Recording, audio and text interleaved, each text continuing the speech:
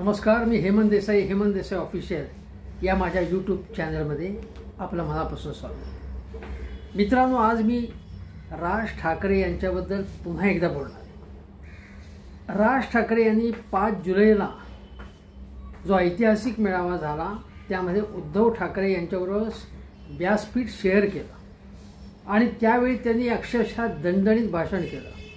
त्यामधलं एक वाक्य असं होतं की जे बाळासाहेब ठाकरे यांना जमलं नाही ते देवेंद्र फडणवीस यांनी करून दाखवलं। म्हणजे आम्हाला दोघांना एकत्र यावंसं वाटलं ते त्यांच्यामुळे।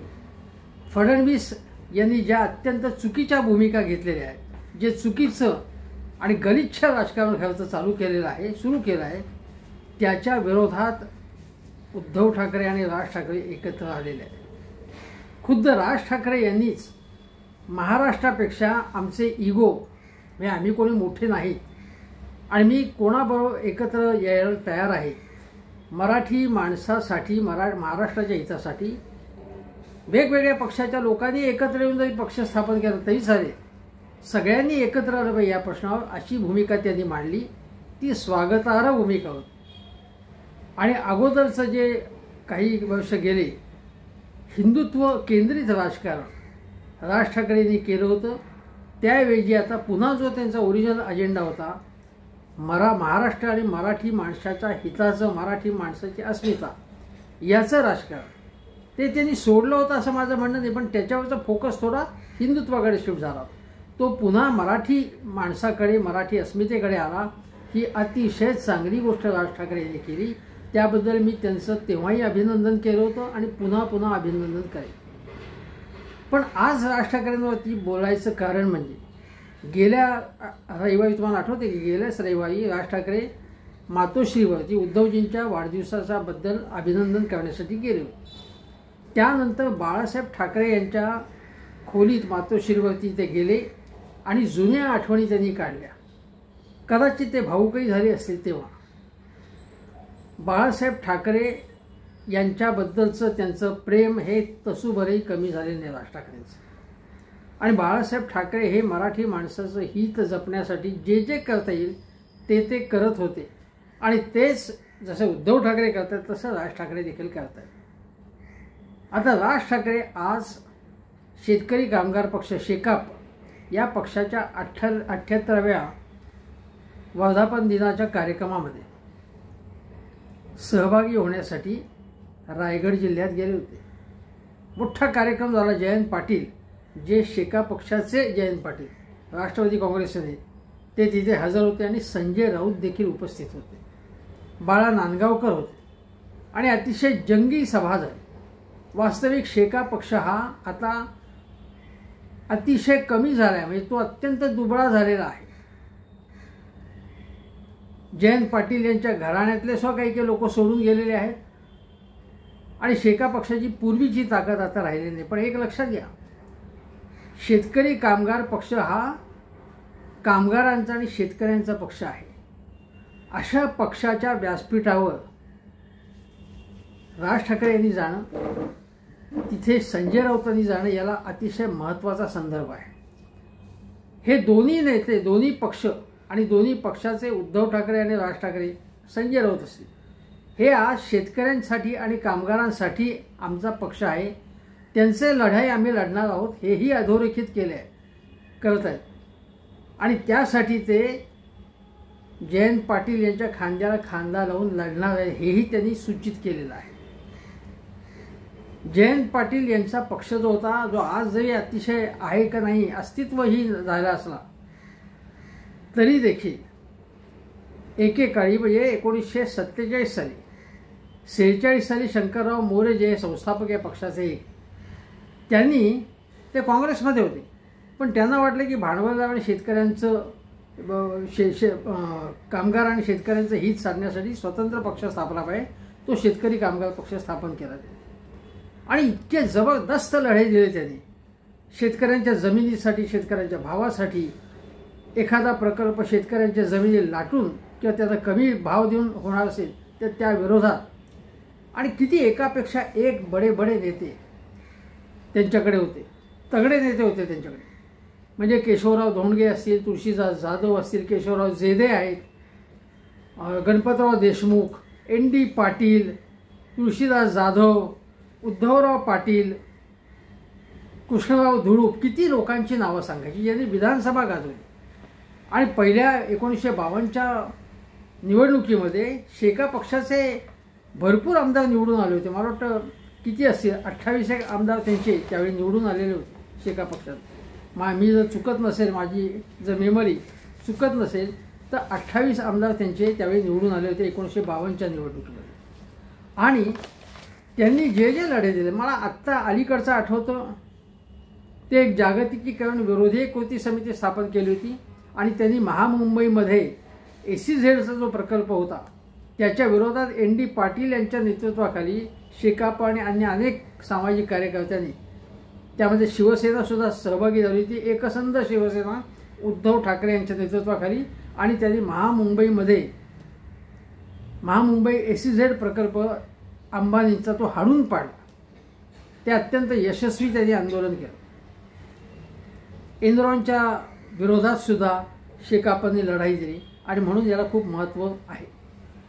हे सांगायचं कारण की राज ठाकरे काय म्हणाले आपल्या भाषणामध्ये की कॉम्रेड डांगे हे सुद्धा शिवसेनेच्या विरोधात, कम्युनिस्ट आणि शिवसेना एकमेकांच्या विरोधात लढत होते, पण कॉम्रेड डांगे शिवसेनेच्या पहिल्या अधिवेशनात उपस्थित राहिले होते आणि त्यावेळेचे नेते हे मोठ्या मनाचे होते असे राज ठाकरे म्हणाले.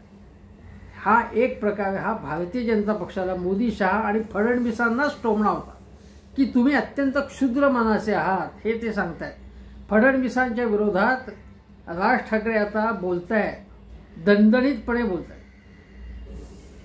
आणि दुसरा मुद्दा त्यांनी जो महत्त्वाचा मांडला आजच्या सभेमध्ये, ते जसं म्हणाले की कॉम्रेड डांगे शिवसेनेच्या व्यासपीठावरती आले, एक आमचा भगवा झेंडा, त्यांचा लाल झेंडा, पण एका व्यासपीठावरती आले तर मी या व्यासपीठावरती आलो त्यात काय चुकीचं? तुम्ही याच्याबद्दल क्षुद्रपणाने अशा या प्रकारची काही शेरेबाजी कोणी करू नये आमच्या विरोधकांनी. विरोधक म्हणजे फडणवीसांचा पक्ष, शिंदेंचा पक्ष, हे लक्षात घ्या. एकनाथ शिंदे यांना राज ठाकरे आपल्याबरोबर यावेत असं का वाटते? कारण 8 ठिकाणी विधानसभेच्या निवडणुकीमध्ये शिंदेचे आमदार राज ठाकरे मनसेला मिळालेल्या मतांमुळे पडलेले. राज ठाकरे यांच्याबद्दल त्यांना काहीही प्रेम असायचं कारण नाही. शिंदेनं राजकारणात ते स्वार्थ आहे म्हणून ते राज ठाकरेंच्या घरी वारंवार गेले आहेत, अमृतपोळी खाल्ली आहे. उदय सामंत खिचडी खात आहेत. उदय सामंत काय की त्याने अनेक पक्षांमधली खिचडी खाल्लेली आहे, त्यामुळे तो प्रश्नच नाही उदय सामंतांचा. आणि ज्या पद्धतीने आज एकनाथ शिंदे भाजपचं जे हिंदुत्वाचं राजकारण ज्या पद्धतीने भाजप करतोय तशाच प्रकारचं राजकारण म्हणजे मुस्लिम द्वेष्ट राजकारण जे आहे भाजपचं, त्याच्या सुरात सूर मिसळण्याचं काम शिंदे करत आहेत. त्यामुळे शिंदे यांचा पक्ष स्वतंत्र नाहीच आहे. शिंदे यांचा पक्ष म्हणजे भाजपच आहे, म्हणून त्यांची वेगळी आयडेंटिटीच नाही आहे. आणि त्यामुळे उद्धव ठाकरे आणि राज ठाकरे एकत्र आल्यामुळे शिंदेंच्या पायाखालची वाळू सरकली आहे. शिवाय भारतीय जनता पक्षाला असं वाटते की राज ठाकरे ह्यांची ताकद आज कमी दिसत असली तरी त्यांची न्यूसन्स व्हॅल्यू खूप आहे. म्हणजे ते आपल्याबरोबर नसले तर त्याचं नुकसान होईल आपल्याला, हे भाजपला माहिती आहे. म्हणून आजही भारतीय जनता पक्ष किंवा फडणवीस राज ठाकरेंवर थेट टीका करायचं टाळत आहेत. राज ठाकरे करतात भाजपवरती, पण भाजप करत नाही, कारण त्यांना उद्धव ठाकरेंना एकाकी पाडायचं आहे, एकटं पाडायचं आहे. आणि आता राज आणि उद्धव एकत्र आल्यामुळे त्यांच्या पायाखालची वाळू सरकलेली आहे, हे आपण लक्षात घेतलं पाहिजे. राज ठाकरे आजच्या सभेमध्ये त्यांनी उल्लेख केला की आमच्या इकडचं डायमंड उद्योग गेला, डायमंड पार्क गेलं, अनेक उद्योगधंदे गुजरातला गेले, पण याचं भारतीय जनता पक्षाला काही वाटत नाही याचं.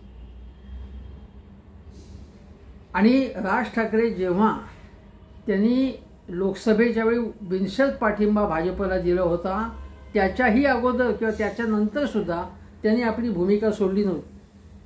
ते असं म्हणत होते की गुजरातमध्ये सगळे प्रकल्प का नेताय तुम्ही? हा प्रश्न तेव्हाही राज ठाकरेंनी विचारला होता आणि आताही विचारत आहे.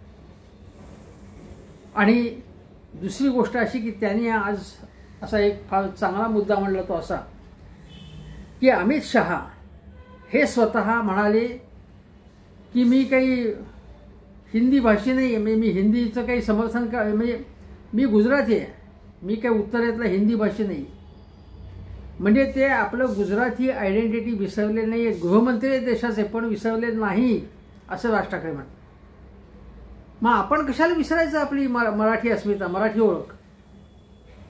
राज ठाकरेंनी सांगितलं गुजरातमध्ये हिंदी सक्तीची केलेली नाही आहे, मग आपल्याकडे का करतात फडणवीस.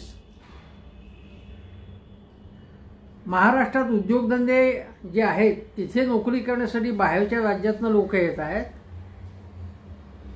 आणि त्यांना मराठी शिकवण्याऐवजी हे हिंदी भाषी जे येत आहेत तिथे त्याच्या वर्चस्वामुळे काय काम माहीत नाही, पण हिंदी सक्ती लादली जाते. म्हणजे आमच्या मुलांना मराठी हिंदी का शिकवत आहे असं राज ठाकरे म्हणत आहेत. आणि त्याच्यावरती फडणवीस असं म्हणतायत की तुम्ही तिसरी भाषा, तुम्ही इंग्रजी पुढे लोटांगण घालता आणि हिंदी काय शिकत नाही, तुम्ही तिसरी भाषा काय शिकत नाही, भारतीय भाषा काय शिकत नाही. आता हा फडणवीसांचा अत्यंत लबाड युक्तिवाद आहे, बोगस युक्तिवाद आहे पूर्णपणे. मुद्दा पहिलीपासून मराठी हिंदीची सक्ती करण्याचा आहे. पहिलीपासून आपल्याकडे इंग्रजी शिकवली जाते, मराठी तर असते. मग ते म्हणतात की तिसरी भाषा म्हणतो आम्ही, हिंदीची सक्ती कुठे केली पहिलीपासून, पण तिसरी भाषा म्हणजे महाराष्ट्रात हिंदीच, लोक हिंदीकडेच वळणार आणि हेच त्यांचं एक प्रकारचं षडयंत्र आहे. सांगायचं नाही, सांगायचं की तुम्ही तामिळ शिका, तेलुगू शिका, तुळू शिका, पण शिकणार आहे का कोणी, तशी व्यवस्था आहे का, तशी व्यवस्था नाही आहे. कोणी मागणी केली होती का की पहिलीपासून हिंदी नाही शिकवलं होतं आमची मुलं मरतील म्हणून, असं म्हटलं होतं लोकांनी, वाट लागेल त्यांची असं म्हटलं होतं का, कोणी मागणी केली होती ती. पण मोदी शहांची तळी उचलण्यासाठी म्हणून हे फडणवीस करतात आणि या फडणवीसांच्या भूमिकेला राज ठाकरेंनी ठामपणे विरोध केलेला आहे. आणि ते म्हणाले तुम्ही दाखवाच करून, कारण फडणवीस म्हणाले होते की एक समिती नेमली, नरेंद्र जाधव समिती, त्या समितीचा अहवाल येण्यापूर्वीच फडणवीस म्हणाले की हिंदी भाषा आम्ही लादणारच, असं ते म्हणाले, तिसरी भाषा लादणारच, तुम्ही काही करा म्हणून, मग तुम्ही लादून दाखवाच असं राज ठाकरेंनी प्रति आव्हान दिलं त्यांना. आणि हे अत्यंत योग्य गोष्टी झाली.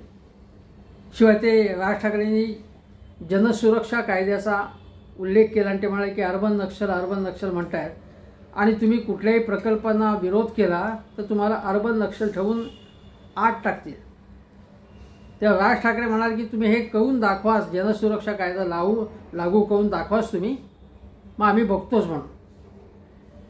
तेव्हा फडणवीस म्हणाले की जे अर्बन नक्षल असतील किंवा जे कायदा पाळणार नाही त्यांच्यावरती आम्ही कारवाई करू, तुमच्याविरुद्ध कारवाई करण्याचा प्रश्न नाही. म्हणजे बघा राज ठाकरे यांनी किती आक्रमक उद्गार काढले. हेच उद्गार समजा उद्धव ठाकरेंनी काढले असते किंवा पृथ्वीराज चव्हाणांनी काढले असते किंवा सुप्रियाताईंनी काढले असते तर फडणवीसांनी अत्यंत त्याच्यापेक्षा जास्त आक्रमकपणे उत्तर दिलं असतं. पण राज ठाकरे म्हणाले की तुम्हाला आम्ही अर्बन नक्षल समजत नाही, पण अर्बन नक्षल तुम्ही कोणाला समजणार हे तुमच्या हातात आहे ना, कायद्याचा अन्वयार्थ तुम्ही लावणार आहेत म्हणून. त्यामुळे त्या जनसुरक्षा कायद्याचा विरोधच करावा लागेल आणि करणार लोक. म्हणजे एखाद्या प्रकल्पाला तुम्ही विरोध केला तर तुम्हाला अर्बन नक्षल ठरवलं जाणार नाही याची हमी दिली जाईल का. कारण अनेक ठिकाणी अर्बन नक्षल ठरवून अनेक प्रकारच्या कारवाई झाल्यात आतापर्यंत महाराष्ट्रात आणि बाहेर. थपडा बसलेले आहेत वारंवार सरकारला, केंद्र सरकारला, राज्य सरकारला. त्यामुळे फडणवीसांचा हा लबाड युक्तिवाद कोणालाही मान्य होणार नाही, हे लक्षात घेतलं पाहिजे. आज अनेक मुद्दे जे मांडले त्यामध्ये मी तुम्हाला एकाची गोष्टीची आठवण करून देतो की स्वतः फडणवीस हे स्वतंत्र विदर्भवादी चळवळीमध्ये एक शिलेदार होते. स्वतंत्र विदर्भ हवा असं म्हणणारा हा नेता, त्यांनी असंही म्हटलं होतं पूर्वी की स्वतंत्र विदर्भ झालं नाही तर मी लग्नच करणार नाही, पण लग्न केलं त्यांनी. स्वतंत्र विदर्भ कुठे झाला. असा माणूस आम्हाला महाराष्ट्राची अस्मिता शिकू शकेल का? महाराष्ट्राची अस्मिता शिकवण्याचा त्यांना अधिकारच पोचत नाही भारतीय जनता पक्षाला. आणि फडणवीसांना, शिंदे सोडून द्या, शिंदे आणि अजितदादा पवार हे सत्तेसाठी काही करू शकतात, त्यामुळे त्यांच्याकडनं तशा प्रकारची कुठल्याही प्रकारची अपेक्षा नाही. पण आजपर्यंत भारतीय जनता पक्षाने बघा, भैयाजी जोशींनी सांगितलं ना, मुंबईमध्ये मराठी येण्याची काही आवश्यकता नाही, असं ते गुजराती म्हणजे घाटकोपर का कोण तिकडे जिथे गुजरातींची वस्ती आहे तिथे जाऊन बोलले होते. ते कशा प्रकारचं वक्तव्य त्यांनी केलं होतं बघा. त्याच्यानंतर आता गुजराती म्हणजे आपली जी इथली महाराष्ट्रातली गुजरात अकादमी आहे सरकारची, त्यातर्फे गुजराती नाट्यप्रयोग होणार आहेत, नंतर गुजराती साहित्य संमेलन होणार आहे, त्याचाही उल्लेख केला राज ठाकरेंनी. आणि ते म्हणाले की आम्ही याच्याबद्दल काही प्रतिक्रिया व्यक्त करणार नाही. मी असेल किंवा संजय राऊत असेल किंवा उद्धव ठाकरे, याचं कारण मराठी आणि गुजरात्यांमध्ये भांडणं लावून किंवा मराठी आणि परप्रांतीयांमध्ये भांडणं लावून यांना आपला कार्यभाग साधायचा आहे, भाजपला किंवा शिंदेंना. हे राज ठाकरे म्हणाले. आम्ही तसं होऊन देणार नाही, तुमच्या अजेंड्यावरती राज ठाकरे काम करणार नाही असं ते म्हणाले. म्हणजे माझा वापर कुठल्याही प्रकारे होऊच देणार नाही, मी मला जे वाटतं तेच बोलणार, त्याच प्रकारचं धोरण असणार. अतिशय योग्य बोलले. भारतीय जनता पक्ष सोयीने वागत आणि बोलत असतो. ज्यावेळी राज ठाकरे त्यांच्या मागे त्यांचे टीकाकार होते तेव्हा राज ठाकरेंना कोण विचारतंय असं ते म्हणत होते. ज्यावेळी राज ठाकरे यांनी त्यांना पाठिंबा दिला तेव्हा देवेंद्र फडणवीसांपासून सगळे नेते हे राज ठाकरे यांच्यामध्ये जगातले सगळे गुण एकत्र झालेत असं बोलायला. त्यानंतर राज ठाकरेंनी वेगळी भूमिका घेतल्यानंतर हिंदी भाषेच्या संदर्भात नारायण राणे, नितेश राणेपासून सगळ्यांनी त्यांच्यावरती टीका करायला सुरुवात केली. आता त्या टीका किंवा काय स्तुतीचा कुठलाही परिणाम राज ठाकरेंवरती होणार नाही. निशिकांत दुबेंसारखा माणूस खासदार मराठी माणसाला किंवा ठाकरे घराण्यातल्या नेत्यांना पटक के मारेंगे असं म्हणतो, त्याचा ज्या प्रकारे निषेध व्हायला पाहिजे होता कडकपणे, त्यांच्या विरोधात भाजपने आंदोलन केलं का? कारण त्यांचाच पक्षाचा तो माणूस. अजितदादांनाही केलं, एकनाथ शिंदेंनाही केलं आंदोलन. कोणी आंदोलन केलं त्याला जाब विचारला तो वर्षाताई गायकवाड असतील आणि काँग्रेसच्या धानोरकर असतील. काँग्रेसच्या 3 महिला खासदारांनी हे धाडस केलं आणि ते धाडस केल्याबद्दल राज ठाकरे यांनी त्यांचं जाहीर अभिनंदन केलं. त्याचवेळी अविनाश जाधव असतील किंवा राज ठाकरे असतील किंवा मनसे असेल त्यांनी असा प्रश्न विचारला की बाकीचे 45 खासदार काय करतात. आणि मुख्य म्हणजे निशिकांत दुबे अशा प्रकारचं बोलत असताना बाकीचे खासदारांपैकी महत्त्वाची गोष्ट म्हणजे महाशक्तीचे लोक काय करतात. उद्धव ठाकरे, संजय राऊतांनी त्यांचा निषेध केला, निशिकांत दुबेचं आव्हान दिलं त्याला. अरविंद सावंत बोलले त्यांच्याबद्दल. अरविंद सावंतांनी आता त्यांचं नाव निघाले खासदार उद्धव ठाकरेंचं, उद्धव ठाकरेंच्या पक्षाचं नाव निघाले किंवा हा विषय निघाला. पण अरविंद सावंत यांनी आत्ता ऑपरेशन सिंधूच्या निमित्ताने जी चर्चा झाली त्यामध्ये अप्रतिम भाषण केलं लोकसभेमध्ये. आणि ते नेहमीच संसदेमधली त्यांची कामगिरी चांगली असते. संसद रत्न पुरस्कार सुद्धा त्यांना मिळालेला आहे. मुद्दा सांगायचा असा की भाजपच्या लोकांना निशिकांत दुबेची भाषा मान्य होती का? मराठी शिंदे किंवा पवार यांच्या अजितदादांच्या लोकांना ती मान्य होती भाषा? त्यांनी काय भूमिका केली त्याच्याबद्दल? म्हणजे महाराष्ट्राचा अपमान, मराठी माणसाचा अपमान होत असताना हे भाजपचे लोक काहीही बोलत नव्हते. फडणवीसांची प्रतिक्रिया अतिशय सौम्य होती. नाव घेऊन त्याच्यावरती हल्लाबोल त्यांनी केला नाही, हे लक्षात घ्या. मग भैयाजी जोशी असतील, निशिकांत दुबे असतील किंवा अन्य नेते असतील, ते वारंवार मराठी माणसाचा अपमान करतायत, हे आपण लक्षात घेतलं पाहिजे. आणि म्हणून त्याच्याबद्दल बोलावं लागेल. आता तुम्हाला सांगतो, की ज्यावेळी राज ठाकरे नी जय महाराष्ट्र केला शिवसेनेला, त्यानंतर बाळासाहेबांनी एक अग्रलेख लिहिला होता 10 डिसेंबर मला वाटतं 2005ला सामनामध्ये, आणि त्यात म्हटलं होतं की सेना 2 भागात विखुरला जाईल का, या असं काही हेडिंग होतं, या विषयावरती अग्रलेख होता. आणि ते म्हणाले की या प्रश्नावर तुम्ही विचार करणं बंद करा, 2 भागात सेना विखुरला जाईल का. शिवसेना अजय आणि अविनाशी आहे, म्हणजे शिवसेना आहे तशीच राहणारे, अभंग राहणारे, शिवसेना कायम राहणारी. कोणी कितीही प्रयत्न केले तरी शिवसेना संपणार नाही असं बाळासाहेब म्हणाले.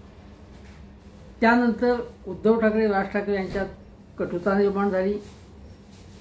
ती सगळी कटुता आता संपलेली आहे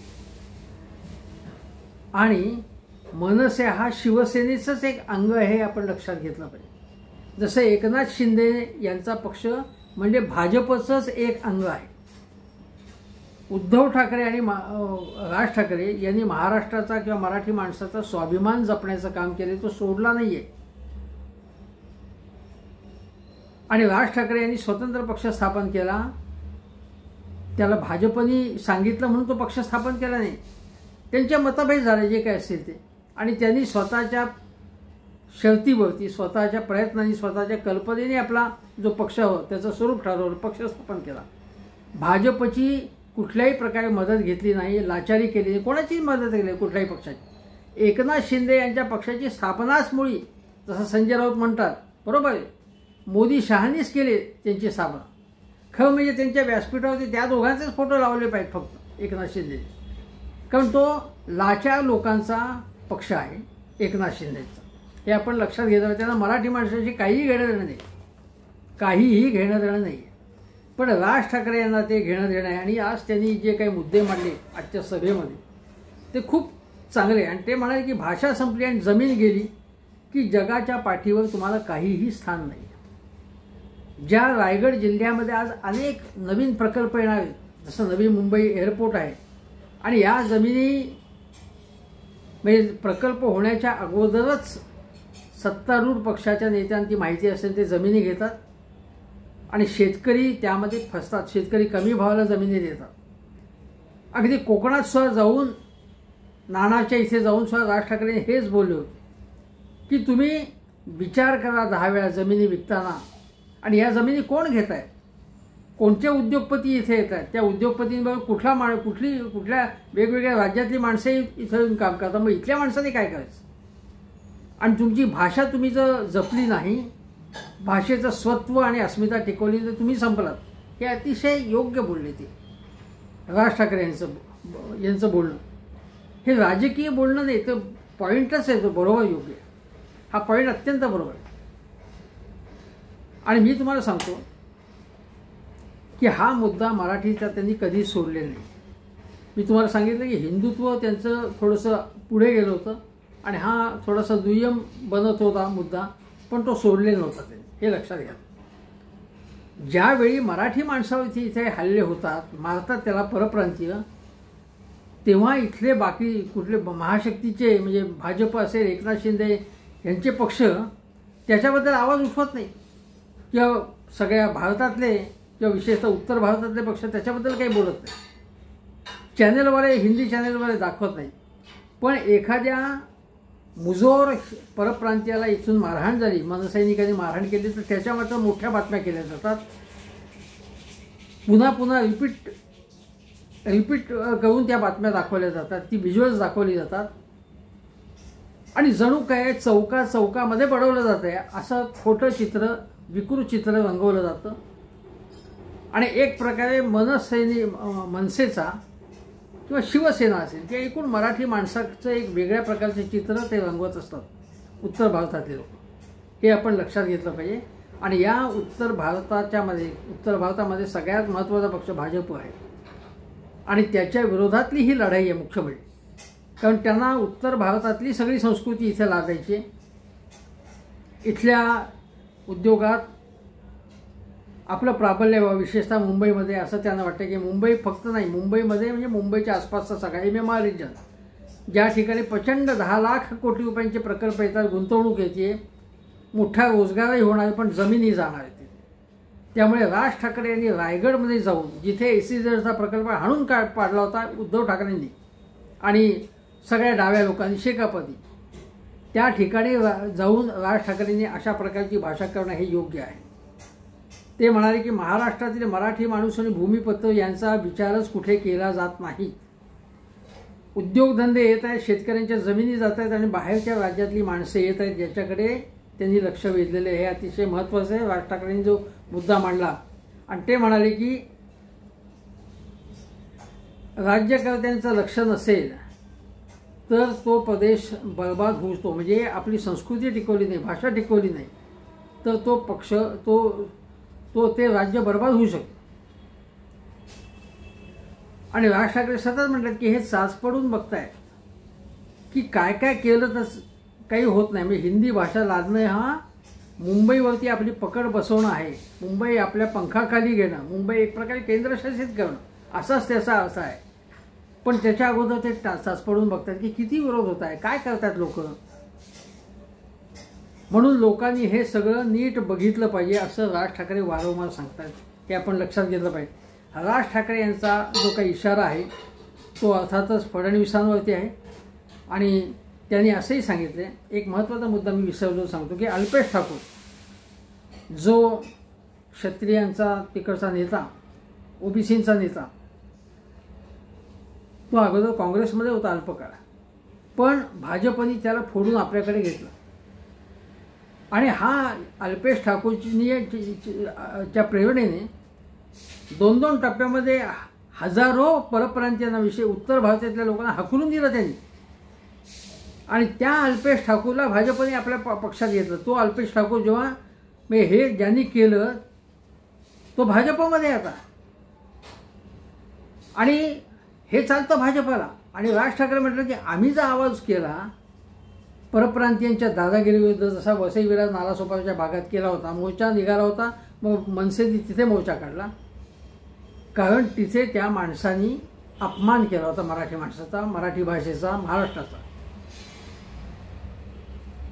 जर सामंजस्याने, आणि तेव्हा सुद्धा राज ठाकरे म्हणाले की 2 माणसांचं भांडण होतं, तिथे गुजरात कुठे आला, तिथे महाराष्ट्र कुठे आला, मग तुम्ही असं का पेंट करताय सगळं चित्र, असं राज ठाकरे म्हणत. हे आपण लक्षात घेतलं पाहिजे. दुसरी गोष्ट म्हणजे अर्बन नक्षलचा जो मुद्दा मांडला आणि त्याला त्याने आव्हान दिलं की अटक करून दाखवास म्हणून, आणि त्यावेळी त्याला फडणवीसांनी उत्तर दिलं, पण जर उद्या बोगस केसेस लावून जर कोणाला जनसुरक्षा कायद्याखाली अटक केली, मग ते मनसैनिक असतील किंवा शिवसैनिक असतील किंवा काँग्रेसवाले असतील किंवा राष्ट्रवादीवाले असतील, तर त्याला फार मोठा विरोध होईल. कारण अर्बन नक्षल हे दाखवून हे कोणावरती अन्याय केला यापूर्वी याचे अनेक दाखले देता येईल, तो विषय इथे नाही आहे.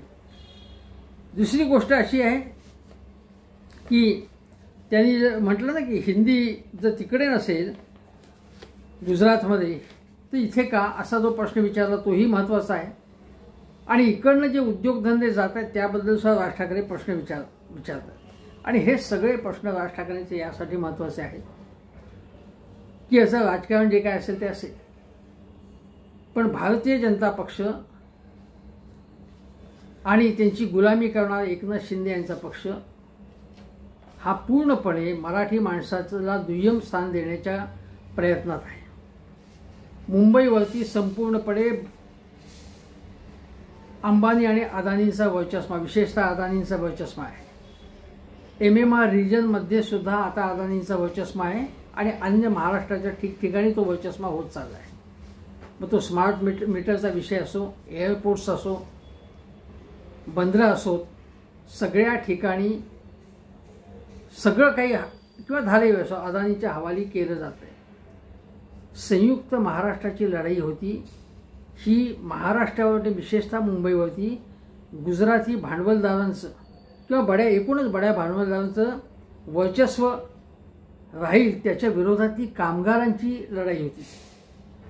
हे आपण लक्षात घेतलं पाहिजे. आज MMR रिजनमध्ये शेतकऱ्यांच्या जमिनी हिसकावून घेतल्या जात आहेत आणि हिसकावून घेतल्या आणि कमी भावात हिसकावून घेतल्या जाण्याचा धोका आहे.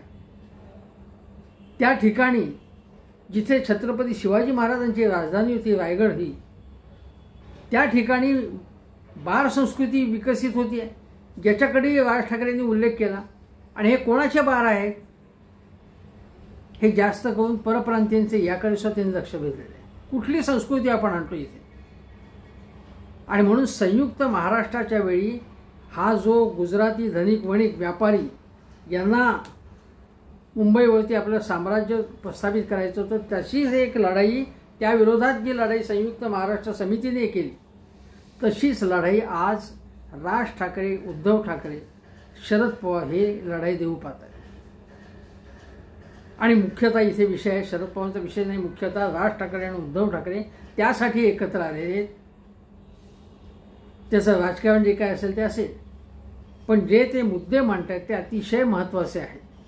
आणि राज ठाकरे यांनी थेटपणे उद्योगधंदे असतील, रोजगार असतील, हिंदी भाषा सक्ती असेल,